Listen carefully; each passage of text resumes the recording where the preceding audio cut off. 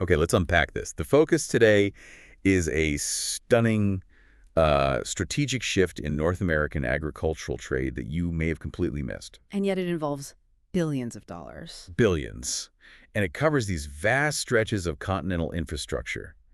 We're talking about how Canadian farmers and major rail companies are successfully creating new global routes that deliberately bypass major U.S. export terminals. It's a huge logistical chess game. It is, and the U.S. is kind of finding itself on the sidelines. What's so fascinating here is that this isn't just, a temporary market fluctuation. It's not a bad harvest or a supply shock. Right. We are looking at a structural re-engineering of the entire continental supply chain. Yeah.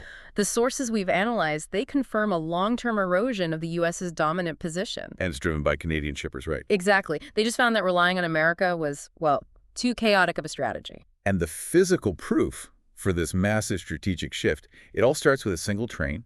But, I mean, what a train it was.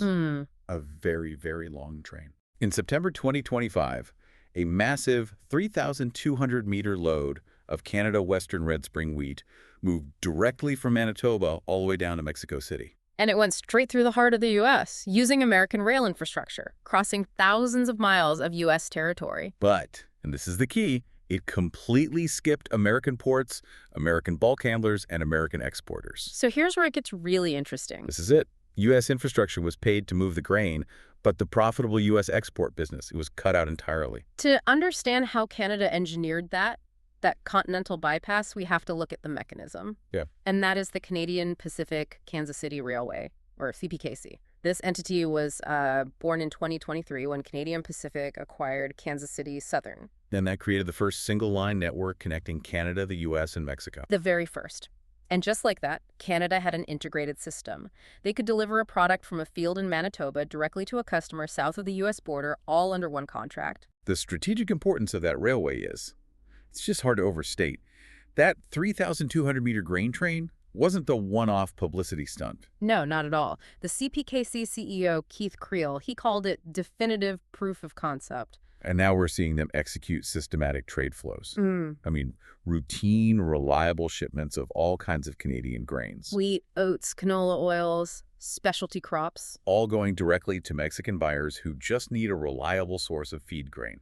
And if you connect this to the bigger picture, the sources highlight that this integrated network is enhancing three things for Canada: competition, resiliency, and expanding their market access. So CPKC is basically a continental land bridge. It is. It's a land bridge between Canada and Mexico, giving them a deep south route that lets them maintain strict bilateral control over the whole trade process. They're effectively building a new trade corridor that relies on the U.S. only for its tracks. Okay, so the technical capability is clearly there with CPKC, but moving millions of tons of grain isn't a trivial decision. What did the sources pinpoint as the actual catalyst, the main trigger for this massive shift? Well, the stated reason, in the official Canadian government and CPKC reports is consistently trade policy uncertainty. A very diplomatic phrase. It is. Now, we can't take political sides here, but the sources are very clear. That phrase is code for the high level of political unpredictability coming out of the United States. Citing things like tariff threats. Exactly. Tariff threats, canceled trade negotiations, unpredictable border enforcement, all during the previous U.S. administration. This volatile atmosphere convinced Canadian shippers that depending on U.S. export infrastructure was just too risky a long-term commercial strategy.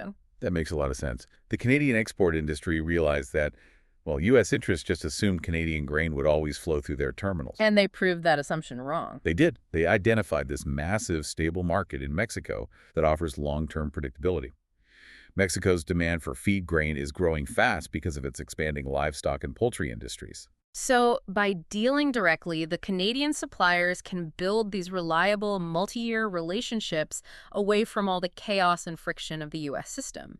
The deal becomes purely Canada-Mexico. Bilateral trade. And this isn't just some temporary pivot. We're seeing measures designed for permanence. Like what? For instance, in November 2025, Canada launched electronic phytosanitary export certificates for grain to Mexico.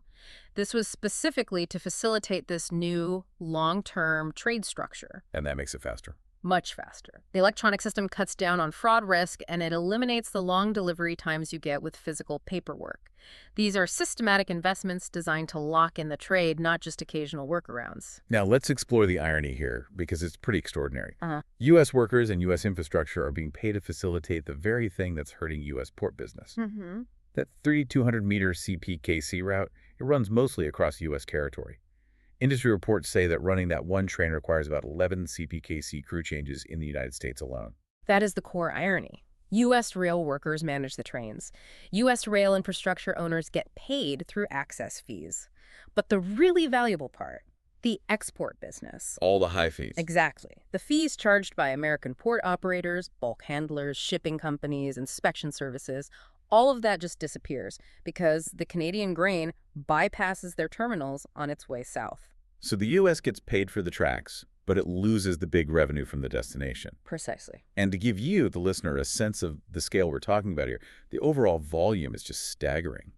Agriculture and Agri-Food Canada estimated the 2025 Canadian crop at around 94 million metric tons. And Western Canada is the lion's share of that, about 70 million metric tons, and over 94% of that enormous supply is transported by rail. So any change in rail is a huge deal. It's a seismic deal. And the sources confirm these massive volumes are increasingly not flowing through the traditional U.S. outlets, the Gulf Coast or the Pacific Northwest like they used to. Instead, they're going where? They're going either direct to Mexico on the CPKC line, or they're going to expanded Canadian ports on their east and west coasts for overseas shipments. It's a clear, deliberate, and structural move away from unstable U.S. channels. So let's break down where the pinch points are hitting the U.S. Let's track the old flow patterns. Historically, the Pacific Northwest ports, we're talking Seattle, Tacoma, Portland, they handled huge volumes of Canadian grain. Right, all destined for Asian markets like Japan, South Korea, and China. But Canada's been investing heavily in its own West Coast capacity, right? Systematically. The Port of Vancouver handled about 20 million metric tons of grain recently, and maybe more crucially, the Port of Prince Rupert is being actively expanded. Specifically for more grain exports to Asia. That's the goal. So when Canadian grain reaches Asian buyers through these efficient Canadian ports, U.S. Pacific Northwest terminals lose not just the revenue, but the guaranteed volume that made their whole operation economical. Okay, let's move south. The Gulf Coast, Houston, New Orleans. Massive grain hubs. They must be feeling this. They are. They're losing volumes that used to head south to Latin America. But doesn't the CPKC line still run through the Gulf Coast area? Doesn't that help? It helps the railroad, yes, but for grain, the key change is the CPKC line takes that load all the way to Mexico. It doesn't need to stop for major transloading or inspection at the U.S. Gulf ports. So that entire step is just gone. It's gone. A lot of that trade used to flow through those terminals. Now it's either going direct to Mexico or it's being shipped from eastern Canadian ports using Thunder Bay as a connector to avoid the U.S. Gulf entirely. And even up in the Great Lakes, where Duluth traditionally handled grain moving through the St. Lawrence Seaway. Even there, eastern Canadian ports are capturing that business. You're seeing Montreal handle 4 million metric tons, Quebec 3.4 million, because Canadian shippers are prioritizing routes that don't depend on U.S. regulatory oversight. And this is where the impact really hits home for local economies. Absolutely. The cumulative effect is that U.S. ports that relied on those Canadian volumes now face declining throughput. And that translates directly to reduced hours for port workers, for tugboat operators, for longshoremen. And the whole supporting ecosystem. The whole thing. Local logistics companies, freight forwarders, inspection businesses. That entire ecosystem is contracting. This isn't just a high-level metric. It's a localized economic stress point. That makes stakes very clear, which raises an important question. Beyond the immediate loss of port revenue and jobs, what does this mean for the competitiveness of U.S. grain exporters themselves? This is the hidden cost. When Canadian grain flowed reliably through U.S. ports, it created immense efficiencies, economies of scale. How so? Critically, American wheat, corn, and other grains could be commingled or shipped alongside those massive Canadian volumes. Commingling lets exporters meet very specific quality requirements from international buyers, and it ensures ships leave full, which minimizes the per-unit shipping cost. So the takeaway for you, the listener, is that this isn't just about losing port fees. It's about losing the efficiency advantage that underpinned U.S. global dominance in grain exports. Precisely. As Canadian grain gets rerouted, those efficiencies just disappear. U.S. exporters now face two major disadvantages: higher per unit shipping costs because they're handling smaller volumes, and losing those crucial blending opportunities they need to satisfy global buyers. And they're facing more direct competition. Direct competition from Canadian grain being marketed straight to those same buyers instead of through U.S. middlemen. And the sources give a really specific, memorable detail that illustrates this price pressure. In 2023, for example, the average market price of wheat in Quebec was $364 per metric ton. Right, and that compares to the farm gate prices in the main grain-producing provinces, Manitoba, Saskatchewan, Alberta, which were averaging between $386 and $397. So the logistics cost from the Quebec port is actually lower than the price on the farm out west. That's the implication. These new, streamlined routes that bypass U.S. markups and infrastructure costs allow Canadian grain to reach the global market much more cheaply. This forces U.S. exporters to either slash their own margins or just lose market share. It's the definition of the hidden cost of trade chaos.